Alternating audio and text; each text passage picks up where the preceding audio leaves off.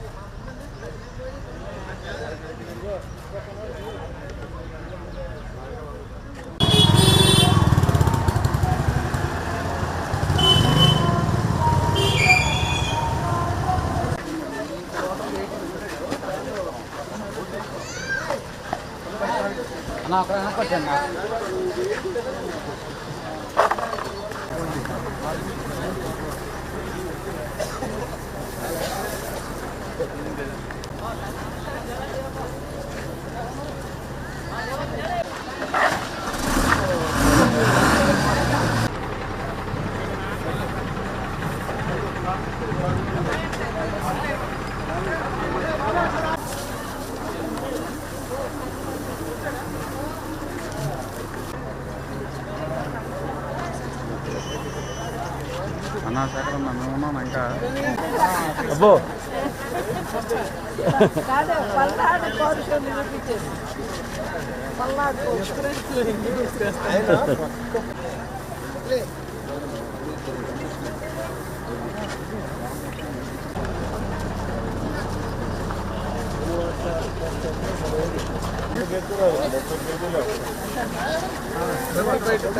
Neutral sir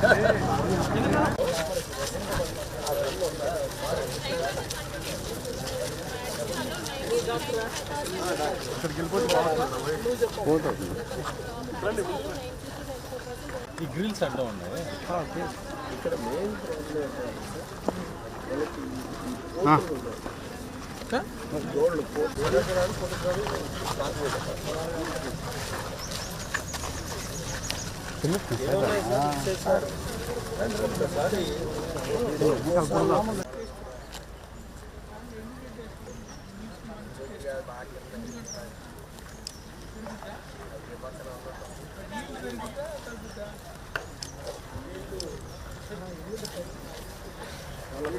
minimum 50 acres అన్న గడ్డ వేయాలి.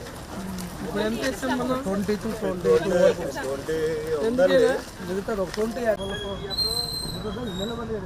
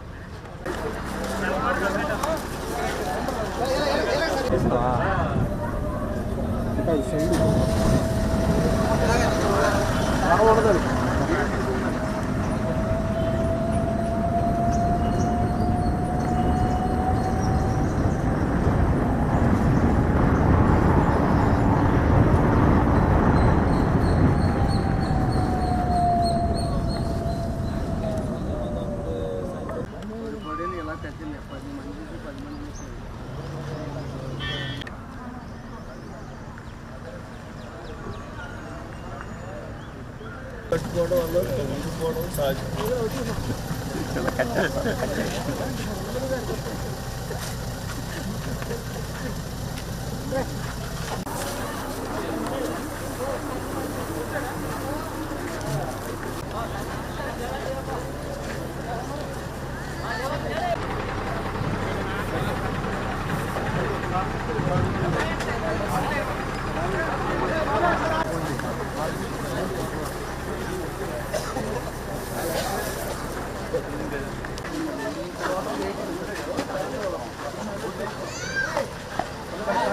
అన్నా అక్కడ వెనకొచ్చన్నా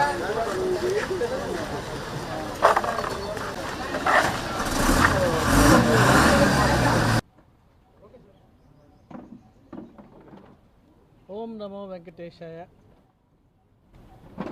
తిరుమల తిరుపతి దేవస్థానం అంటేనే గో సంరక్షణకి అత్యంత ప్రాధాన్యత ఇస్తామని మీ అందరికీ తెలుసు.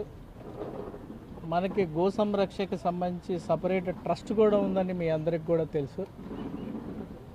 ట్రస్ట్ ద్వారా అనేకమైన కార్యక్రమాలు నిర్వహిస్తూ ఈరోజు భారతదేశంలోనే గో సంరక్షణలో టీటీడీ ముందుందని చెప్పడంలో ఏమాత్రం సందేహం లేదు.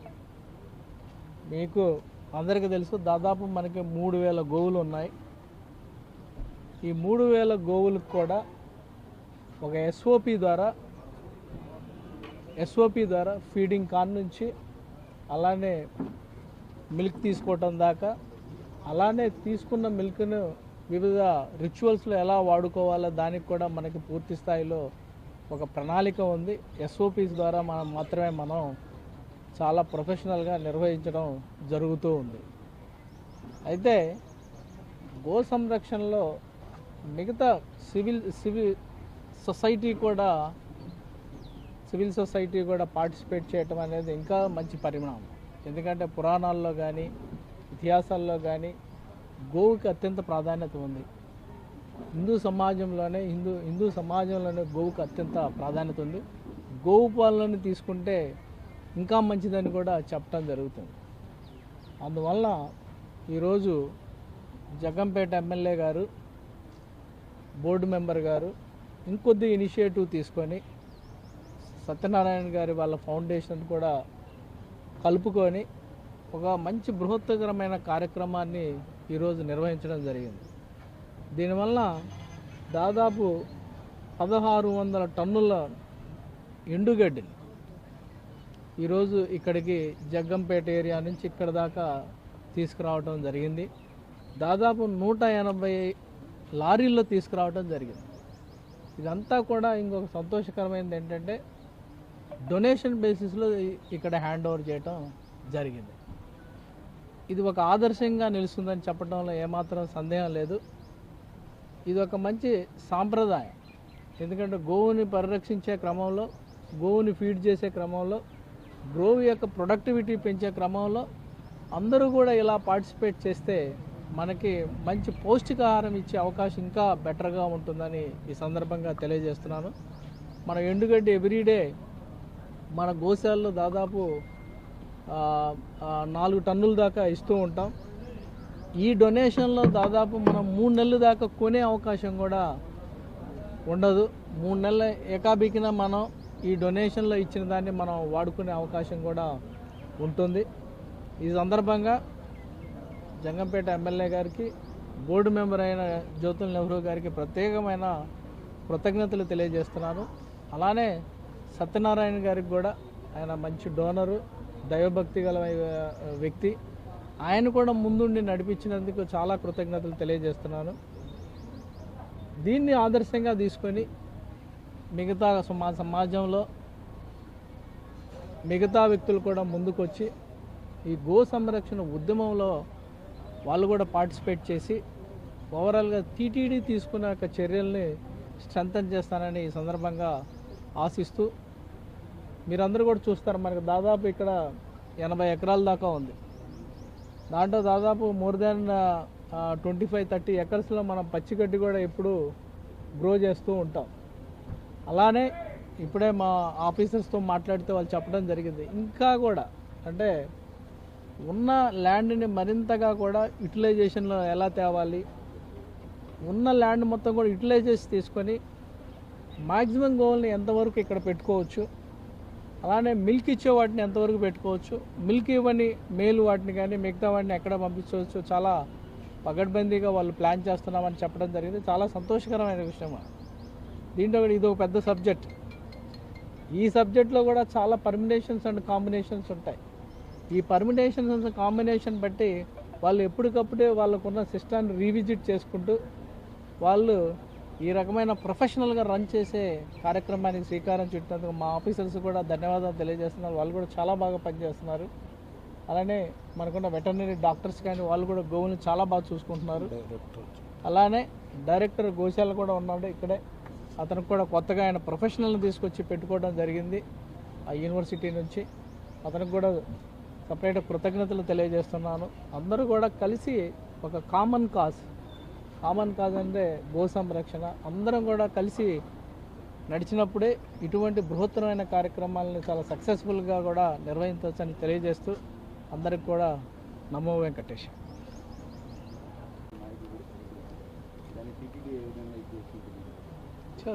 అంటే అదే కదా ఇప్పుడు ప్రపోజల్ ఏమి ఇచ్చినట్లేరుగా డైరెక్టర్ డైరెక్టర్ లేరు సార్, అంటే డ్యూటీకి వెళ్ళారు. ఎడ్యుకేషన్ మీకు వాళ్ళ క్వశ్చన్ మనకి ఏమైనా అట్లాంటి ప్రపోజల్స్ వచ్చాయా? రాలేదు. గోల్ని ఇస్తామని రాలేదు. ప్రపోజల్ రావాలి. ఏం లేదు, అట్లే లేదు. అసలు ప్రపోజల్ ఫస్ట్ ఇస్తే ఆ ప్రపోజల్ ఎలా ఉంది, ఏ గోవులు ఇస్తున్నారు, హెల్దీ గోవ్స్ ఇస్తున్నారా లేకపోతే ఎట్లాంటి గోవులు ఇస్తున్నారు అన్నీ చూసుకొని వాళ్ళకి వాళ్ళంతా మన వాళ్ళు వెటర్నరీ ఎక్స్పర్ట్సే కదా, అవన్నీ చూసుకొని ప్రపోజల్సే రానప్పుడు. ఒకటి సార్, ఇక్కడ 2 రకాలు. ఒకటి గోవును పరిరక్షించేటటువంటి కార్యక్రమం, 2 స్వామివారికి కావాల్సినటువంటి కైంకరాలకి ఈ గోవుల ద్వారా వచ్చేటటువంటి పాలని, నెయ్యిని, వీటిని ఇక్కడి నుంచే పంపేటటువంటి ప్రయత్నం. ఈ 2 కోసం మా కమిటీ కూడా వేయడం జరిగింది. ఆ 2 దాని మీద ఏ రకంగా చేయాలన్న దాని మీద కూడా మేము డిపార్ట్మెంటు మేము కలిసి ఆలోచన చేస్తాం ఖచ్చితంగా. ఇప్పుడు అదే కదా చెప్పాను, సత్యనారాయణ గారు అక్కడ నేషనల్ డైరీ డెవలప్మెంట్ వాళ్ళు కట్టిన దానికి కావాల్సినటువంటి గోవులన్నింటినీ నేను కొనిస్తానంటున్నాడు. అంటే క్వాలిటీ కావాలి. ఈవో గారు చెప్పినట్టుగా, ఇప్పుడు నేషనల్ ఈవో గారు చెప్పినట్టుగా అవి క్వాలిటీ అయి ఉండాలి. ఇప్పుడు ఇక్కడ ఉంది 1800 గోవులు ఉన్నాయి. 1800 గోవులు 600 గోవులు మనకి సంరక్షించే బాధ్యతని ఇతనే తప్పించి ఫలితాన్ని ఇవ్వట్లేదు స్వామివారికి. ఆ 1800 గోవుల్లోని వాటిని ఏం చేయాలన్నది కూడా మేము ఆలోచన చేస్తాం. ఏం చెయ్యాలి అంటే దీన్ని వేరే దిక్కునికి పట్టుకెళ్ళి వాటిని సంరక్షించాలా, రైతులు ఎవరన్నా వచ్చి దున్నుకోవడానికి అడిగితే వాళ్ళకి ఇవ్వాలా, అది కూడా పూర్తి నమ్మకం ఉంటే వాళ్ళకి ఇస్తాం. ఇవాళ ఉన్నటువంటి పరిస్థితుల్లో చాలా జాగ్రత్తగా చూసుకోవాలి దాన్ని. అలాగే ఎవరిచ్చినా సరే తీసుకునేటప్పుడు కూడా అది ఈ డైరీలో 2 రకాలుగా సంరక్షించబడాలి, 2 స్వామివారికి కైంకరాలకు ఉపయోగపడాలి. ఈ క్వాలిటీ ఉన్నటువంటి వాటిని తీసుకోవడం జరుగుతుంది. వాటిని సంరక్షించే వాళ్ళకి కూడా కొంచెం ఇబ్బందులు ఉన్నాయి. వాళ్ళకి పర్మనెంట్ సంబంధించిన కోర్టు కేసుకి వెళ్ళారు. ఇది అయితే 2015 నుంచి వాళ్ళకి రియాక్షన్ కూడా అందట్లేదు. అది ఇది కాదుగా, అది ఇక్కడ కాదు, అది సపరేట్. అది బోర్డు అధికారులు నిర్ణయం తీసుకుంటారు. ఆ నిర్ణయాలు కూడా ఒక్కొక్కటిగా జరుగుతున్నాయి ఇక్కడ. నమస్కారం. నమో వెంకటేశాయ. అలాగే వాళ్ళు వచ్చినటువంటి పెద్దలందరికీ కూడా నా ప్రత్యేక ధన్యవాదాలు. పత్రికా సోదరులకి, మీడియా సోదరులకి ధన్యవాదాలు. గో సంరక్షణ అన్నది చాలా అతి కీలకమైంది. సాంప్రదాయబద్ధంగా పూర్వం నుంచి ఏ ఇంటికి గోవు లేకుండా ఉండేటటువంటి పరిస్థితి ఉండేది కాదు. రాను రాను మారుతున్నటువంటి కాలమాన పరిస్థితులకి కొద్దిగా ఈ గో సంరక్షణలో మాత్రం మనలాంటి పెద్ద సంస్థలు చేపట్టి సంరక్షించే కార్యక్రమాలు తీసుకుంటున్నాయి తప్పించి తిరుమల తిరుపతి దేవస్థానం లాంటి ఎక్కడ గ్రామీణ ప్రాంతంలో కూడా చాలా అరుదుగా కనిపిస్తున్నాయి వాళ్ళకు. దీన్ని ఇక్కడికి వచ్చిన నేను బోర్డు మెంబర్గా వచ్చిన తర్వాత 4-5 పర్యాయాలు ఈ డైరీని,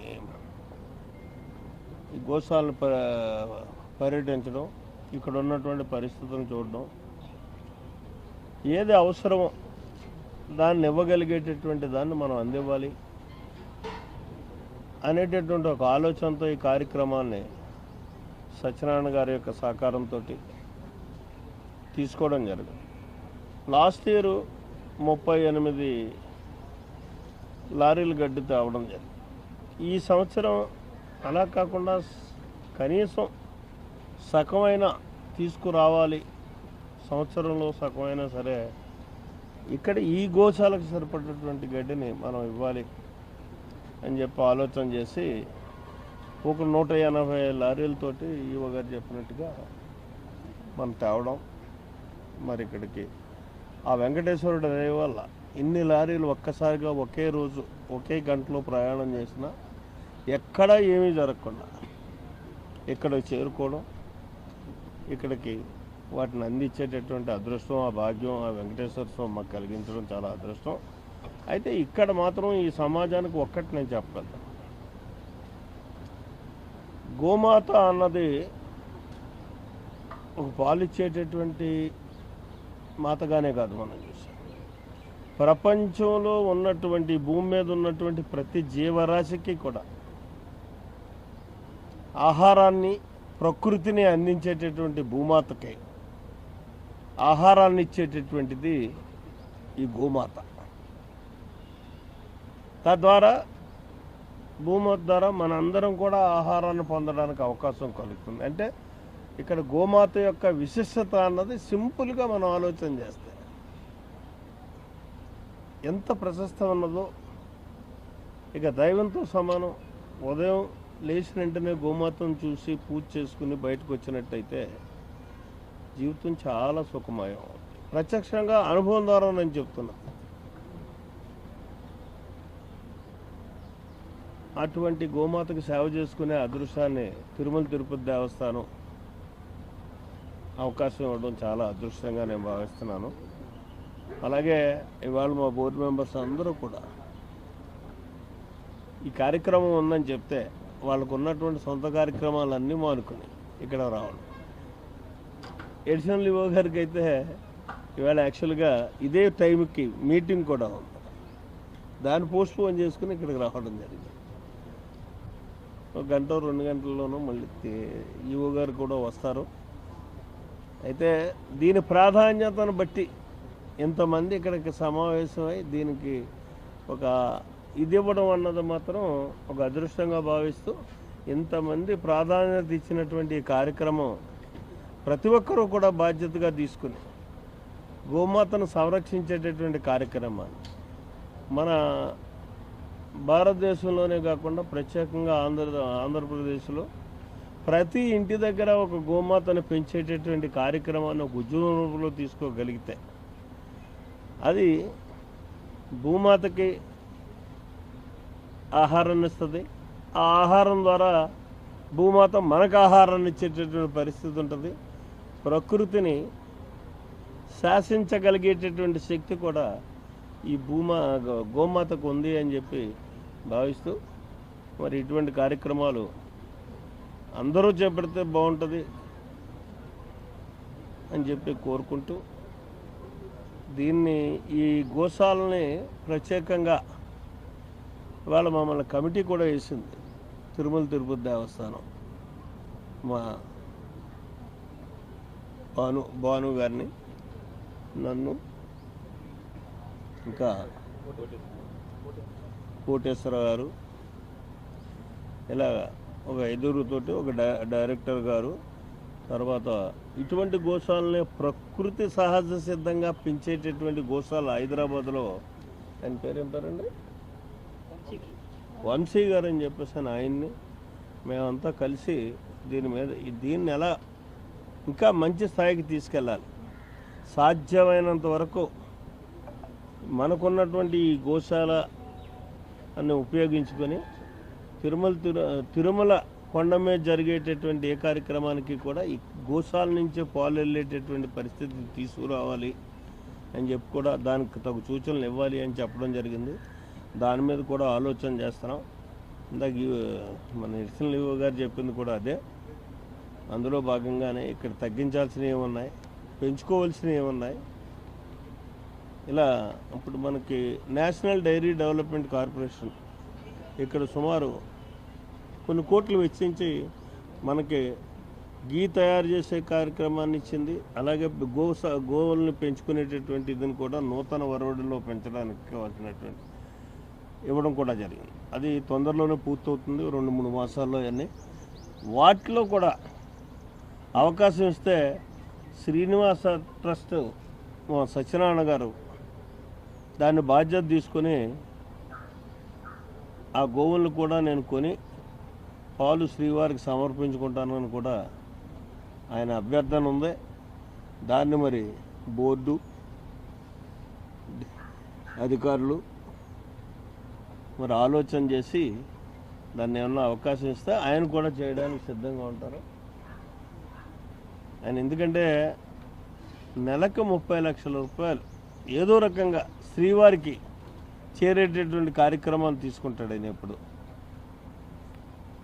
అది శ్రీవారికి ఒక్కడికే ప్రత్యక్షంగా. నేను ఎన్నికల్లో నాకు మంచి స్నేహితుడు, నేను ఎన్నికల్లో పోటీ చేస్తున్నా అంటే రూపాయి ఇవ్వడం.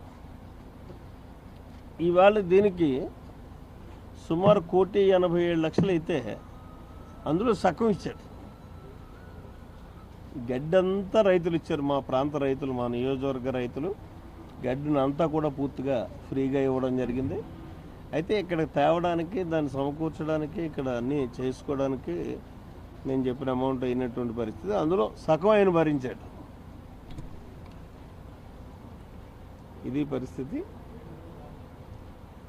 ఇలా ఎన్నో కార్యక్రమాలు ఇంకా మాతో వెంకటేశ్వర స్వామి చేయించుకోవాలని కూడా నేను ఆశిస్తూ మీ అందరి దగ్గర సెలవు తీసుకుంటున్నా.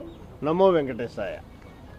And for more videos, Please subscribe to iDream channel. Subscribe to iDream Media. Please subscribe to iDream. Please subscribe to iDream. Please subscribe iDream. And please subscribe to iDream. For more videos, subscribe to iDream. please like, share and subscribe to the channel. Congratulations, iDream. Subscribe to iDream. Subscribe to iDream. So subscribe to iDream Media. iDream ki iDream team andarki huge congratulations. Please subscribe iDream Media. Please subscribe to iDream. Subscribe iDream. Please subscribe to iDream.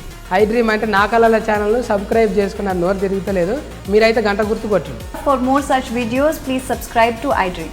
Subscribe to iDream. Please subscribe to iDream. Please subscribe iDream Media. Please do subscribe to iDream. Please subscribe to iDream Media. For best entertainment and information, please subscribe iDream. And don't forget to subscribe to iDream.